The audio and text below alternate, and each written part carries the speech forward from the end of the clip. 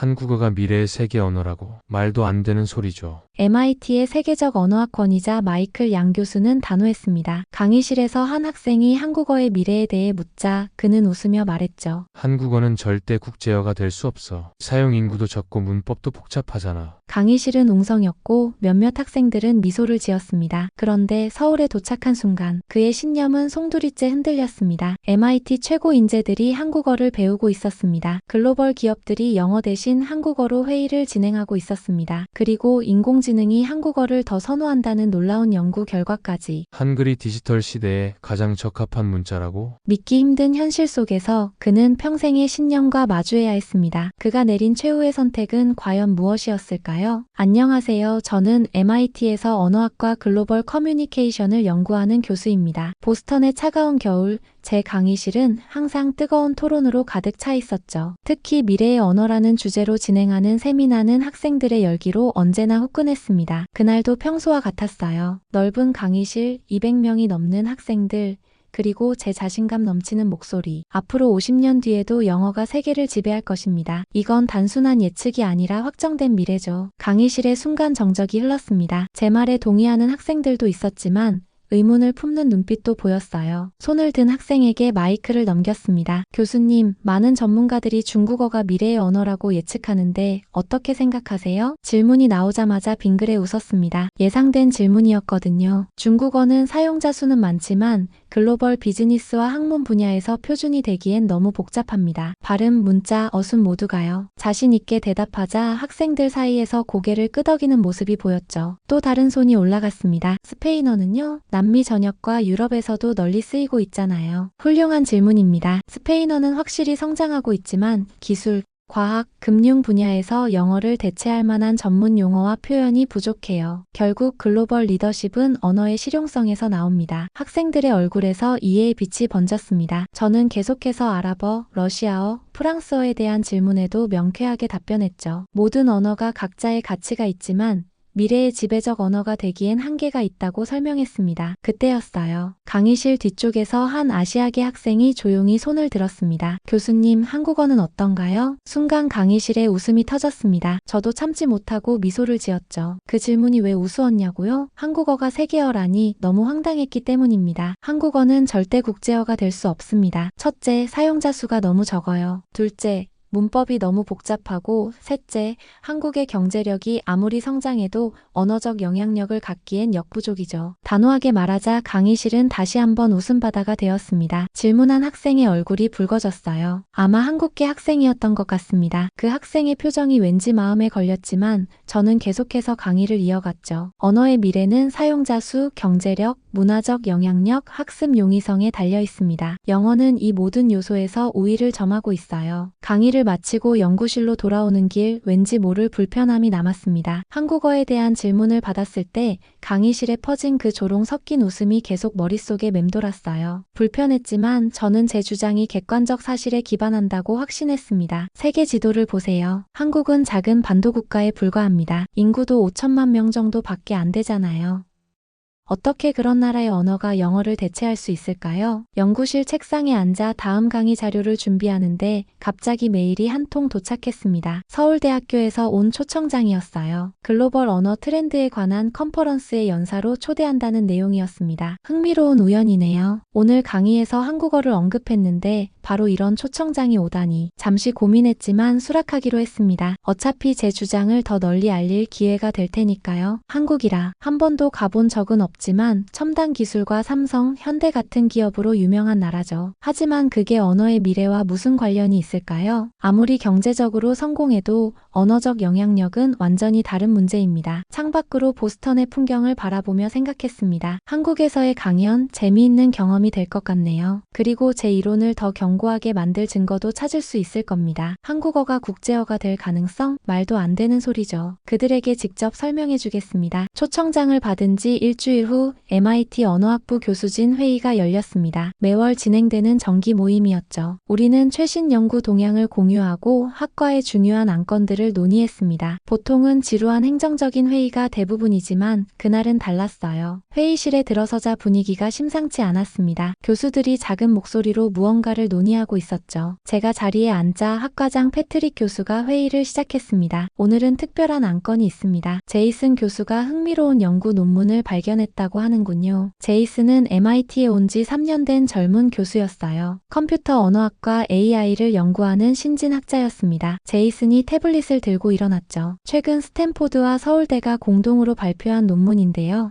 글로벌 언어 학습 트렌드 분석 2020-2025라는 제목입니다. 화면에 그래프가 나타났습니다. 전 세계 언어 학습자 증가율을 보여주는 차트였어요. 놀랍게도 한국어 학습자가 지난 5년간 340%나 증가했다는 내용이었습니다. 이 논문에 따르면 한국어는 현재 영어, 중국어, 스페인어에 이어 네 번째로 빠르게 성장하는 학습 언어랍니다. 순간 회의실이 술렁였습니다. 저도 놀라움을 감추지 못했어요. 말도 안 되는 수치였죠. 이건 분명 일시적인 현상입니다. K-팝이나 한국 드라마 같은 대중문화의 영향일 뿐이에요. 곧 사그라들 겁니다. 제 말에 몇몇 교수들이 고개를 끄덕였지만 제이슨은 미소를 지으며 다음 슬라이드를 보여줬습니다. 흥미로운 점은 학습자들의 동기가 단순한 문화적 관심을 넘어선다는 겁니다. 응답자의 62%가 직업적 필요성 때문에 한국어를 배운다고 답했어요. 이건 정말 이해할 수 없었습니다. 직업적 필요성이라니 한국어가 어떤 직업에 필요하다는 거죠? 패트릭 학과장이 제 표정을 살폈습니다. 마이클, 당신은 언어의 미래에 관한 전문가잖아. 이 논문에 대해 어떻게 생각하나? 모든 시선이 저에게 쏠렸습니다. 목을 가다듬으며 대답했죠. 통계는 조작될 수 있습니다. 표본 집단이 제한적이었을 가능성이 높고 일시적인 트렌드를 과대평가한 것 같네요. 한국어가 국제 비즈니스어가 된다? 상상도 할 수 없는 일입니다. 제이슨이 다시 말을 이었어요. 하지만 기업들의 채용 공고를 분석한 결과도 있습니다. 실리콘밸리 기업들 중 17%가 한국어 능력자 우대를 명시하고 있다고 해요. 그건 단지 삼성이나 LG 같은 한국 기업들의 미국 지사 때문일 겁니다. 글로벌 트렌드라고 볼 수 없어요. 논쟁이 점점 뜨거워졌습니다. 저는 내심 불편했지만 제 주장을 굽히지 않았죠. 그때 학과장이 흥미로운 제안을 했습니다. 마이클,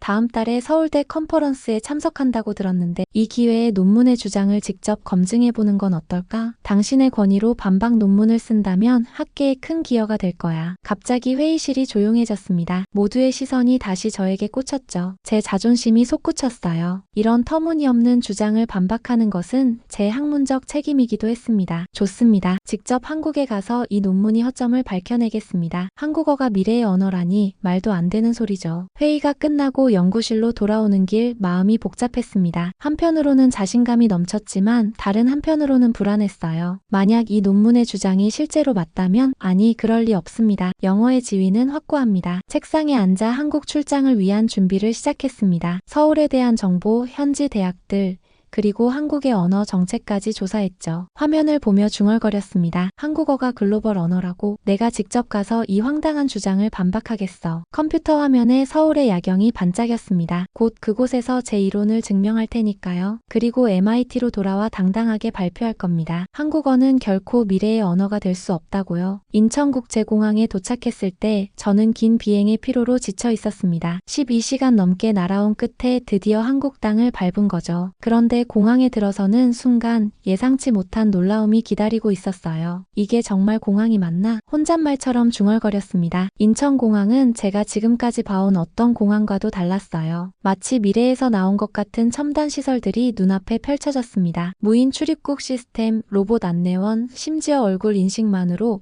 모든 절차가 이루어지는 모습에 입이 벌어졌죠. 출입국 심사대로 향하는데 직원이 저를 반갑게 맞아주었습니다. 마이클 양 교수님 맞으신가요? 서울대학교에서 마중 나왔습니다. 제 이름을 어떻게 알았는지 궁금했어요. 알고 보니 공항 입구의 얼굴 인식 시스템이 제 정보를 자동으로 확인했다고 합니다. 놀랍지만 한편으론 불편한 감정도 들었습니다. 마중 나온 서울대 박지훈 교수는 영어를 완벽하게 구사했어요. 차에 타자 그가 웃으며 말했습니다. 한국 방문은 처음이신가요? 서울에 대한 첫인상이 궁금하네요. 아직 공항밖에 못 봤지만 매우 인상적입니다. 하지만 제가 온 목적은 즐거운 관광이 아니라 학술적 검증이라는 점을 기억해 주세요. 박지훈 교수는 미소를 지었지만 눈빛에서 무언가 자신감이 느껴졌습니다. 마치 곧 알게 될 거예요 라고 말하는 듯 했죠. 서울로 향하는 고속도로에서 창밖을 내다보니 끝없이 펼쳐지는 고층 빌딩들과 첨단 인프라가 눈에 들어왔습니다. 보스턴과는 완전히 다른 풍경이었어요. 더 현대적이고 더 세련된 느낌이었죠. 한국은 영어 사용이 많이 되나요?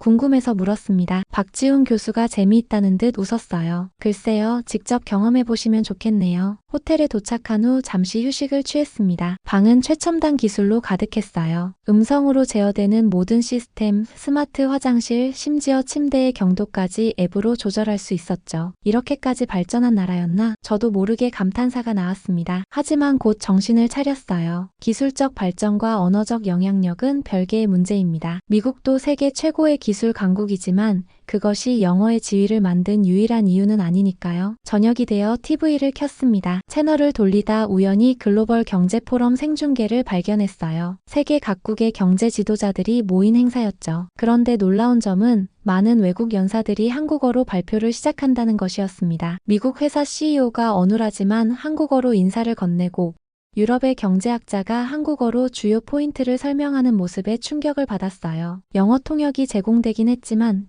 대부분의 발표자들이 한국어로 핵심 메시지를 전달하려 노력하는 모습이 인상적이었습니다. 이게 무슨 상황이지? 혼란스러웠지만 곧 합리적 설명을 찾았어요. 아, 이건 단지 한국에서 열리는 행사니까 예의상 하는 행동이겠지. 그렇게 스스로를 안심시켰습니다. 다음 날 아침 호텔 레스토랑에서 아침을 먹는데 주변 테이블에서 각국 비즈니스맨들의 대화가 들렸어요. 놀랍게도 그들은 서로 한국어로 대화를 나누고 있었습니다. 영어가 아니라 한국어로요. 옆 테이블 의 금발의 서양인에게 다가가 물었습니다. 실례지만 왜 한국어로 대화하시나요? 영어가 더 편하지 않을까요? 그가 놀란 표정으로 저를 쳐다봤어요. 당신은 비즈니스맨이 아니군요. 요즘 삼성, 현대, LG, SK 같은 한국 기업들과 일하려면 한국어는 필수입니다. 영어만 고집하다간 계약에서 밀려나죠. 말도 안 됩니다. 정말 충격적인 발언이었어요. 세계 비즈니스 언어는 영어라고 항상 믿어왔는데 이건 제 연구 가설과 완전히 상반되는 현실이었습니다. 박지훈 교수가 로비에서 저를 기다리고 있었어요. 오늘의 일정은 서울대학교 방문이었죠. 차에 타면서 어젯밤 본 경제 포럼에 대해 물었습니다. 왜 외국 연사들이 한국어로 발표를 시작했죠? 특별한 행사였나요? 박지훈 교수가 웃음을 참으며 대답했습니다. 특별한 건 아닙니다. 요즘은 국제 행사에서도 한국어가 중요해졌어요. 특히 기술, 엔터테인먼트, 뷰티 산업에서는요. 한국 시장을 무시할 수 없으니까요. 믿기 어려웠지만 부정할 수 없는 현실이 눈앞에 펼쳐지고 있었습니다. 서울 거리를 달리면서 머릿속에는 혼란스러운 생각들이 맴돌았어요. 이게 정말 현실인가? 내 연구가 틀린 건가? 아직은 아닙니다. 이건 분명 특수한 상황일 뿐이에요. 한국이라는 나라 안에서만 벌어지는 일시적 현상일 겁니다. 그렇게 스스로를 설득하려 했지만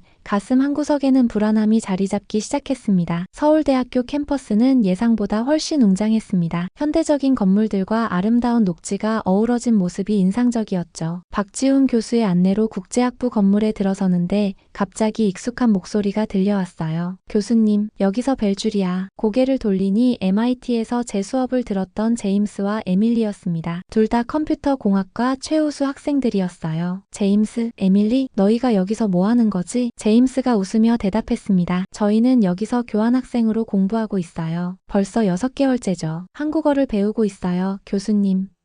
에밀리가 자랑스럽게 말했습니다. 귀를 의심했어요. MIT 최고 인재들이 한국어를 분명 다른 이유가 있을 거라 생각했습니다. 실리콘밸리에서는 한국어를 할 줄 아는 개발자가 금값이에요. 구글, 애플도 한국어 가능자를 우대한다니까요. 제임스의 말에 충격을 받았습니다. 에밀리도 덧붙였어요. 저는 네이버 랩스에서 일하고 싶어요. AI 연구에서 세계 최고 수준이거든요. 거기선 한국어가 필수랍니다. 한국어가 그렇게 중요해졌다고? 한글은 디지털 시대의 최적화된 문자예요. AI 처리도 영어보다 효율적이죠. 에밀리의 말이 믿기지 않았습니다. 박지훈 교수가 웃으며 말했어요. 요즘 서울대에는 외국 명문대 출신 교환학생들이 많습니다. 모두 한국어를 배우고 싶어 하죠. 도서관으로 안내받았는데 정말 많은 외국인 학생들이 한글 교재를 펼쳐놓고 공부하고 있었어요. 한 프랑스 학생에게 물었습니다. 왜 한국어를 배우나요? 패션 디자인 전공인데 요즘 글로벌 패션 트렌드는 서울에서 시작돼요. 한국어 없이는 경쟁력이 없죠. 인도 학생도 만났습니다. 반도체 공학을 전공해요. 삼성과 SK 하이닉스가 세계 최고잖아요. 한국어는 필수입니다. 멍한 표정으로 박지훈 교수에게 물었어요. 정말 한국어 강좌가 그렇게 인기인가요? 외국인 대기자만 3,000명이 넘습니다. 그의 대답에 충격을 받았어요. 강의실로 안내받았는데 글로벌 커뮤니케이션의 미래 세미나가 한국어로 진행되고 있었습니다. 놀랍게도 외국인 청중들은 통역 없이 듣고 있었어요. 이게 어떻게 가능한 거죠? 한국어 학습자들이 많아지면서 자연스럽게 이런 현상이 생겼어요. 특히 기술, 엔터테인먼트 분야에서는 한국어가 이미 공용어처럼 사용됩니다. 의심이 가시지 않았어요. 글로벌 관점에서는 영어가 여전히 우세하지 않나요? 제임스가 노트북을 보여주었습니다. 구글, 메타, 애플의 채용 공고에 한국어 능력자 우대라는 문구가 있었어요. 이건 단순한 우대가 아니에요. 실제 면접에서 한국어 테스트를 합니다. MIT 동기 중 30%가 한국어를 배워요. 취업을 위해서요. 에밀리의 말이 충격적이었습니다. 제임스가 제안했어요. 교수님도 한국어 배워보시는 게 어떨까요? 웃음이 나왔지만 묘한 불안감도 들었습니다. 혹시 중요한 트렌드를 놓치고 있는 건 아닐까? 점심시간 학교 식당에서는 외국인 학생들이 서툰 한국어로 대화하고 있었어요. 영어보다 한국어가 더 많이 들렸습니다. 미국에선 상상할 수 없는 광경이네요. 박지훈 교수가 미소 지었어요. 세상이 변하고 있습니다. 언어의 패권도 영원하지 않죠. 식사 후 제임스와 에밀리가 놀라운 말을 했습니다. 교수님, 저희는 MIT로 돌아갈 생각이 없어요. 졸업 후 한국에서 취업할 겁니다. MIT 졸업생이 왜 미국에서 최고의 자리를 얻을 수 있잖아. 기술 트렌드가 한국에서 먼저 시작돼요. 미래를 경험하려면 한국에 있어야 합니다. 에밀리도 덧붙였어요. 한국은 안전하고 의료 시스템도 훌륭해요. 인터넷 속도는 미국의 10배고요. 현실감이 없었습니다. MIT 학생들이 미국 대신 한국을 선택한다니. 내 연구와 믿음이 완전히 흔들렸어요. 캠퍼스를 나오며 이건 일시적 현상일 뿐이라고 스스로를 안심시켰지만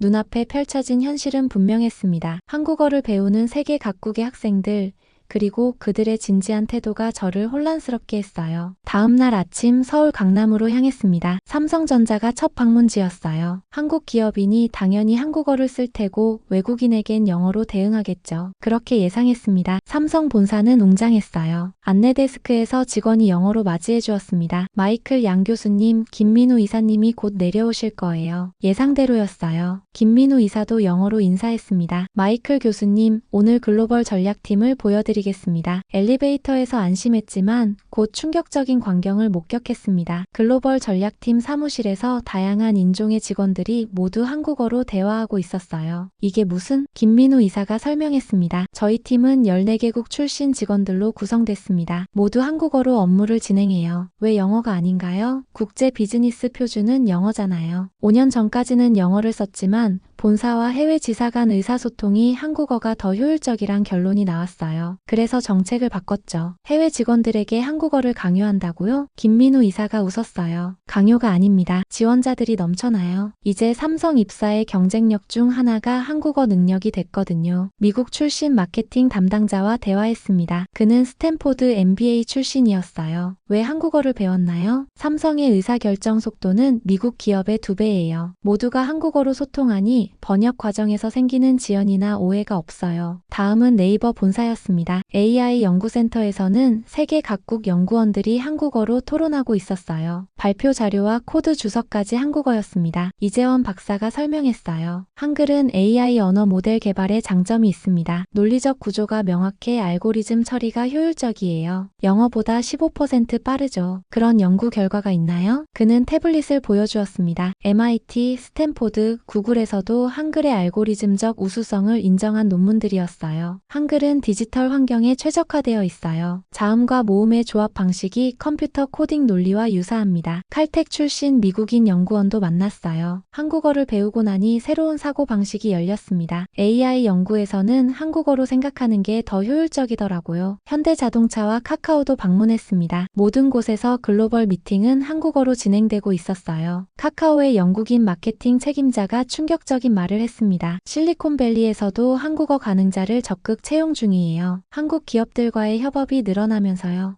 실리콘밸리에서도 한국어를 써요? 주요 파트너십 논의에서는 한국어가 종종 사용됩니다. 특히 삼성, LG, SK와의 협업에서요. 한국 의사결정권자들과 직접 소통하려면 한국어가 필수죠. 하루 종일 기업을 돌아보며 혼란스러워졌습니다. 제가 알던 세계와 너무 달랐어요. 글로벌 기업에서 영어가 아닌 한국어가 중요해진 현실은 제 연구의 기본 전제를 완전히 뒤집었습니다. 호텔로 돌아오는 차 안에서 박지훈 교수가 물었어요. 오늘 방문은 어떠셨나요? 혼란스럽습니다. 이게 정말 세계적 트렌드인가요? 아니면 한국만의 특수한 상황인가요? 박지훈 교수의 말이 뇌리에 박혔습니다. 질문을 바꿔보세요. 한국어 없이 글로벌 비즈니스가 가능할까?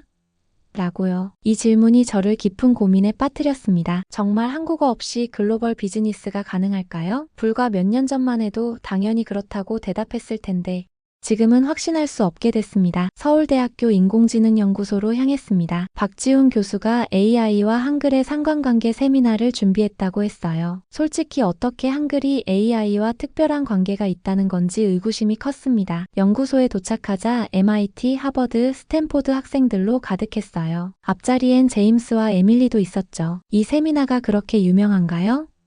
박지훈 교수에게 물었습니다. 한글과 AI의 관계는 현재 컴퓨터 언어학에서 가장 뜨거운 주제예요. 발표자는 김태희 박사, MIT 출신으로 구글 AI 연구소 경력자였습니다. 그녀는 당당하게 말했어요. 한글은 세계에서 가장 논리적인 문자입니다. 이건 과학적 사실이에요. 콧방귀를 뀌었지만 곧 제 생각이 완전히 바뀌게 될 줄은 몰랐죠. 한글의 자음은 발음 기관의 모양을 본뜬 것입니다. 기역은 혀가 목구멍을 막는 모양, 니은은 혀가 윗잇몸에 닿는 모양이죠. 다음 슬라이드에 충격적인 내용이 나왔어요. 이런 논리적 구조 덕분에 AI가 한글을 처리하는 속도는 영어보다 24% 빠릅니다. 인식률도 영어 92%에 비해 한글은 98%에 달해요. 증거가 있나요?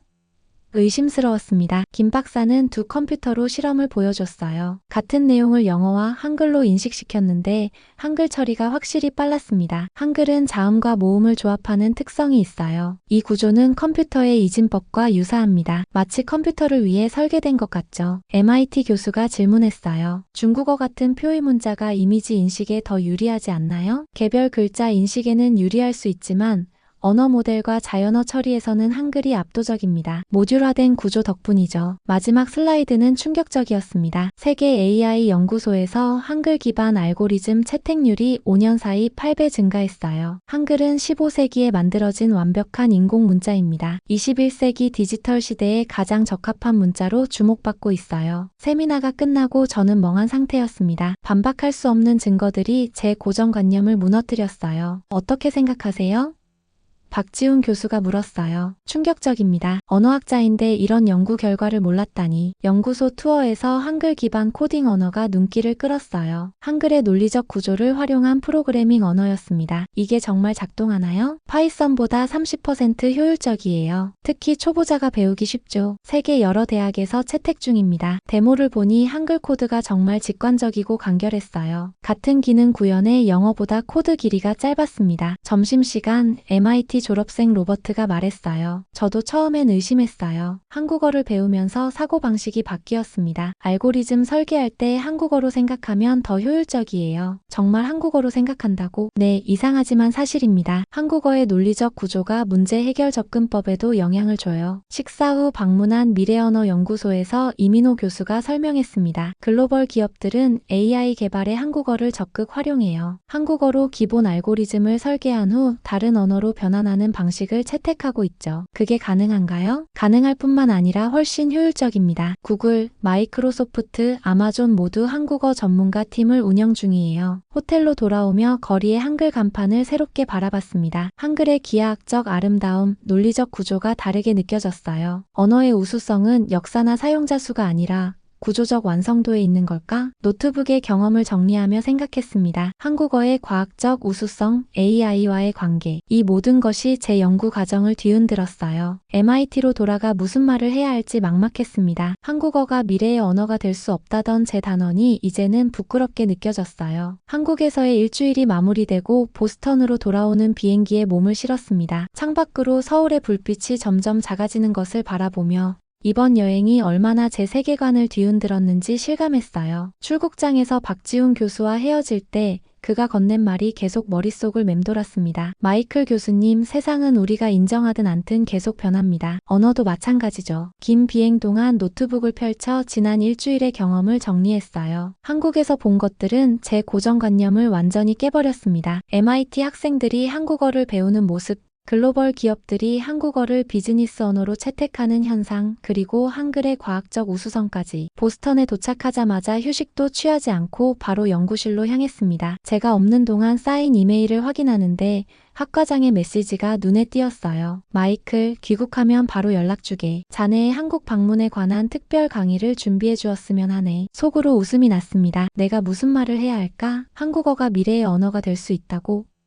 불과 2주 전까지만 해도 상상도 못했던 발언이었죠. 다음 날 아침 익숙한 MIT 강의실에 들어섰습니다. 지난번 미래의 언어 세미나를 했던 바로 그 장소였어요. 학생들의 눈빛이 달라 보였습니다. 제 한국 방문에 대한 소문이 이미 퍼진 모양이었죠. 여러분, 오늘은 제가 한국에서 경험한 것들에 대해 이야기하려 합니다. 잠시 머뭇거렸어요. 어떻게 시작해야 할지 망설여졌습니다. 제 지난 발언들이 떠올랐죠. 한국어는 절대 국제어가 될 수 없다.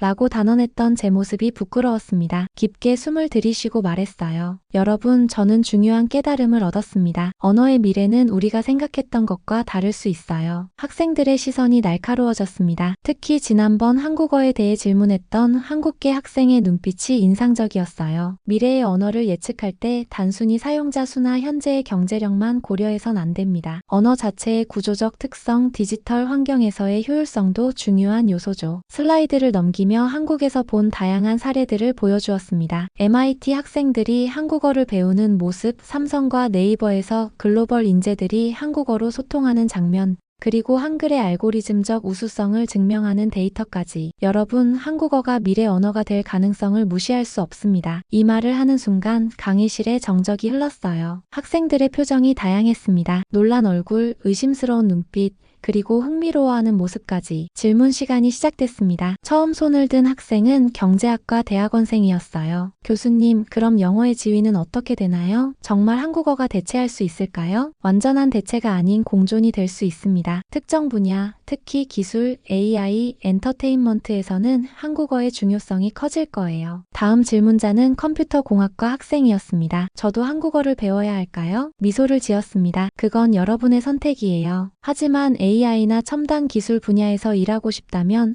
한국어는 분명 경쟁력이 될 겁니다. 강의실 분위기가 차츰 달라졌어요. 처음에 의구심은 호기심으로 바뀌고 있었습니다. 몇몇 학생들은 노트북을 열어 한국어 학습 사이트를 검색하기 시작했어요. 지난번 한국어에 대해 질문했던 학생이 마지막으로 손을 들었습니다. 교수님, 정말 마음이 바뀌신 건가요? 아니면 단순히 정치적 발언을 하시는 건가요? 날카로운 질문이었어요. 진심을 담아 대답했습니다. 완전히 바뀌었습니다. 학자로서 증거 앞에서는 겸손해야 한다고 생각해요. 내가 틀렸다는 것을 인정하는 것이 때로는 가장 어렵지만 가장 중요한 일이죠. 강의가 끝나고 여러 학생들이 다가와 한국어에 대해 더 물었습니다. 심지어 학과 내에서 한국어 학습 그룹을 만들고 싶다는 학생들도 있었어요. 연구실로 돌아오는 길, 동료 교수 마이클이 다가왔습니다. 자네 변했군. 한국에서 대체 무슨 일이 있었나? 세상을 다른 눈으로 보게 됐어. 우리가 알던 세계는 빠르게 변하고 있다네. 그날 저녁 연구실에서 늦게까지 새로운 논문을 구상했습니다. 언어의 미래 디지털 시대의 한국어의 부상이란 제목이었어요. 제 학문적 경력에서 가장 중요한 전환점이 될 것 같았습니다. 창밖으로 보스턴의 불빛을 바라보며 생각했어요. 세상은 정말 빠르게 변하고 있습니다. 그리고 그 변화의 중심에 한국어가 있을지도 모른다는 사실이 이제는 그렇게 놀랍지 않게 느껴졌어요. 다음 날 아침 학과 사무실에 들렀는데 놀라운 소식을 들었습니다. 제 특별 강의 내용이 캠퍼스 전체에 퍼졌고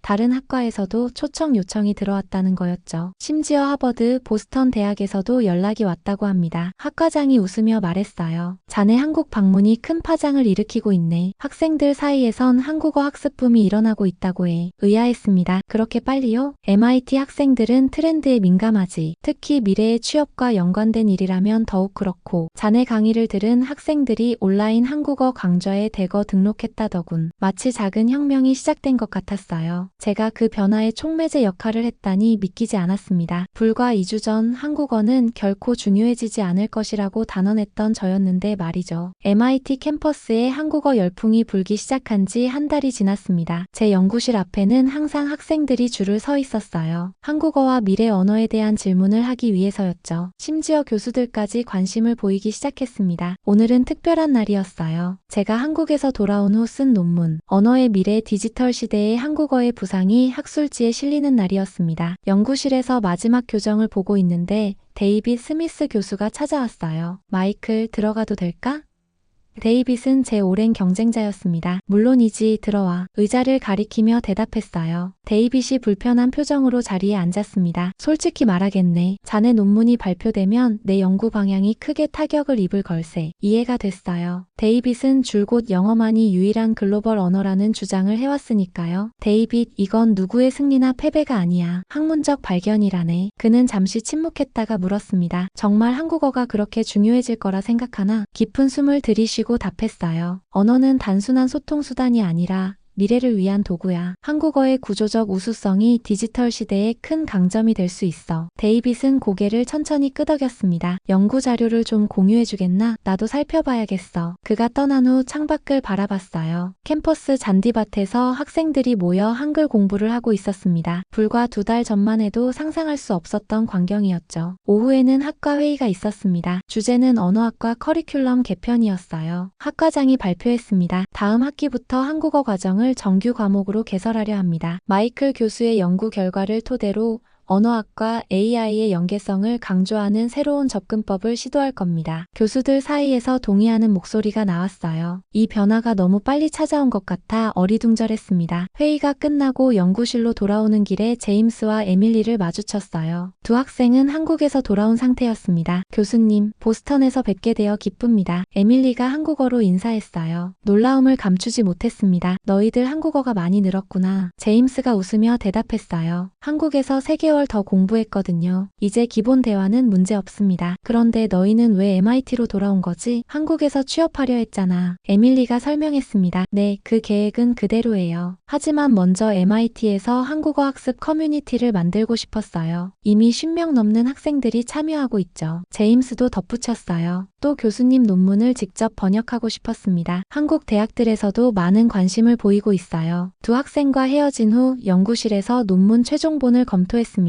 마지막 결론 부분을 다시 읽어보았어요. 언어의 패권은 영원하지 않다. 역사적으로 라틴어, 프랑스어, 영어로 이어지는 변화가 있었듯이 21세기에는 새로운 언어가 부상할 가능성이 있다. 한국어는 그 유력한 후보 중 하나다. 논문을 덮고 창밖을 바라봤습니다. 석양에 물든 캠퍼스가 아름다웠어요. 제 학문적 여정에서 가장 큰 전환점을 맞이한 느낌이었습니다. 저녁에는 학과에서 주최하는 특별 강연회가 있었어요. 주제는 디지털 시대의 언어 변화였습니다. 강당은 학생들로 가득 찼죠. 단상에 올라 마이크를 잡았습니다. 여러분, 오늘 저는 중요한 질문을 던지려 합니다. 언어는 어떻게 선택되는가? 청중들이 집중하는 것이 느껴졌어요. 역사적으로 볼 때 언어의 지배력은 군사력, 경제력, 문화적 영향력에서 비롯됐습니다. 하지만 디지털 시대에는 새로운 요소가 등장했어요. 바로 알고리즘적 효율성이죠. 슬라이드에 한글 자모의 구조와 디지털 처리 관련 그래프를 보여줬습니다. 한글은 600년 전 세종대왕이 만든 문자지만 21세기 기술에 완벽하게 적응했습니다. 이것이 우연이 아니라 한글의 과학적 설계 때문이라는 사실이 점점 명확해지고 있어요. 청중 중 한 학생이 질문했습니다. 그럼 우리 모두 한국어를 배워야 한다는 건가요? 잠시 생각한 후 대답했어요. 저는 여러분에게 특정 언어를 강요하지 않습니다. 다만 미래를 위한 선택을 할 때 열린 마음을 가지라고 조언하고 싶어요. 제가 그랬듯이 고정관념을 버리고 증거를 따라가는 것이 중요합니다. 강연이 끝나고 연구실로 돌아와 컴퓨터를 켰습니다. 한국의 박지훈 교수에게서 이메일이 와 있었어요. 마이클 교수님, 논문 출판을 축하합니다. 서울대학교에서 정규 교수직을 제안하고 싶습니다. 관심 있으시면 연락주세요. 웃음이 나왔습니다. 한국에서 가르치다니 상상도 못했던 일이었어요. 하지만 이제는 그렇게 놀랍지 않게 느껴졌습니다. 창밖으로 보스턴의 밤하늘을 바라보며 생각했어요. 내가 틀렸을지도 모른다. 그리고 나는 그 사실을 인정해야 할지도 모르겠다. 이제 저는 강의 마지막에 학생들에게 항상 이런 질문을 던집니다. 여러분은 미래를 위해 어떤 언어를 배울 건가요?